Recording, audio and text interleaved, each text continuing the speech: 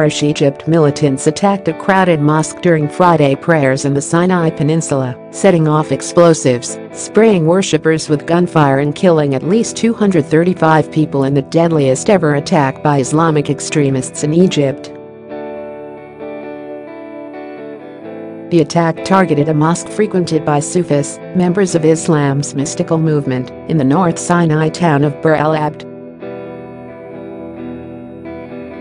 Islamic militants, including the local ISIS affiliate, consider Sufis heretics because of their less literal interpretations of the faith.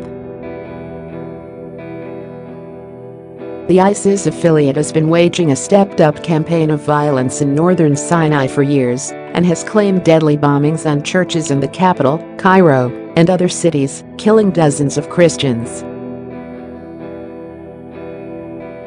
It also is believed to have been behind the 2016 downing of a Russian passenger jet that killed 226. But this was the first major militant attack on a Muslim mosque, and the startling bloodshed eclipsed any past attacks of its kind, even dating back to a previous Islamic militant insurgency in the 1990s. The militants opened fire from 4 off-road vehicles on worshippers inside the mosque during the sermon, blocking off escape routes from the area by blowing up cars and leaving the burning wrecks blocking the roads, 3 police officers on the scene said. Victims, including some 130 wounded, were rushed to local hospitals, they added, speaking on condition of anonymity because they weren't authorized to brief reporters. No one claimed responsibility immediately following the attack, but ISIS has targeted Sufis several times in the area in the past, notably beheading a leading Sufi religious figure, the blind Sheikh Suleiman Abu Haraz, last year and posting photos of the killing online. President Donald Trump condemned the cowardly attack on Twitter and took the opportunity to tout the need for a border wall and travel ban, even though his most recent ban doesn't affect Egypt. He also said he would be speaking with Egypt's President, Abdel Fattah el-Sisi, later Friday.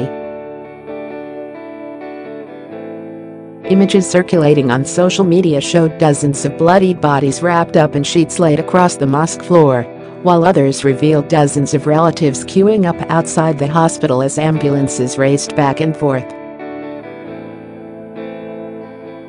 Resident Ashraf El-Hefni said many of the victims were workers at a nearby salt firm who had come for Friday services at the mosque, which had contained some 300 worshippers. Local people brought the wounded to hospital on their own cars and trucks, he said by telephone.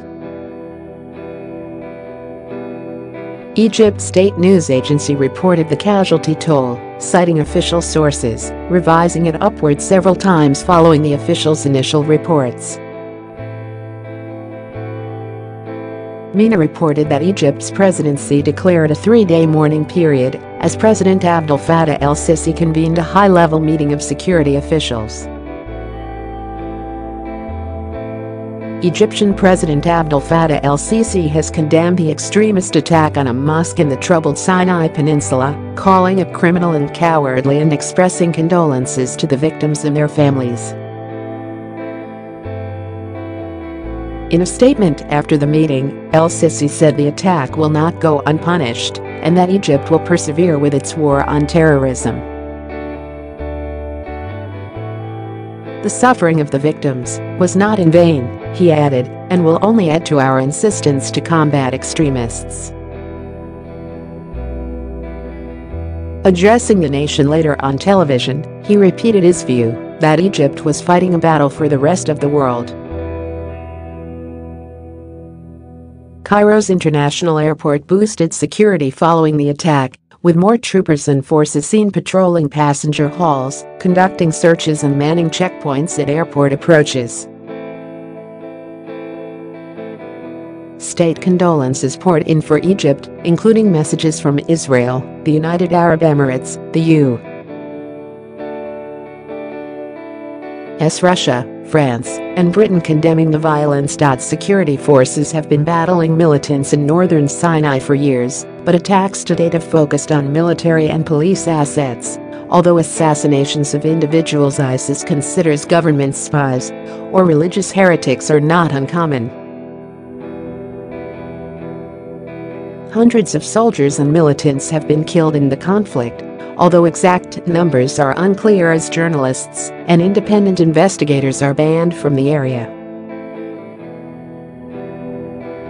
In September, ISIS militants ambushed a police convoy in Sinai, killing 18 police and wounding 7 others in one of the deadliest attacks this year in the restive region bordering Israel and the Gaza Strip. The ongoing violence in Sinai shows the resilience of the militants there in the face of a years-long campaign to eradicate them by the military and police, which between them command far superior firepower, air support, heavy armor and larger numbers. Egypt is also facing a growing number of attacks by militants in its western desert, including an attack last month that killed 16 police, according to an official tally issued by the Interior Ministry.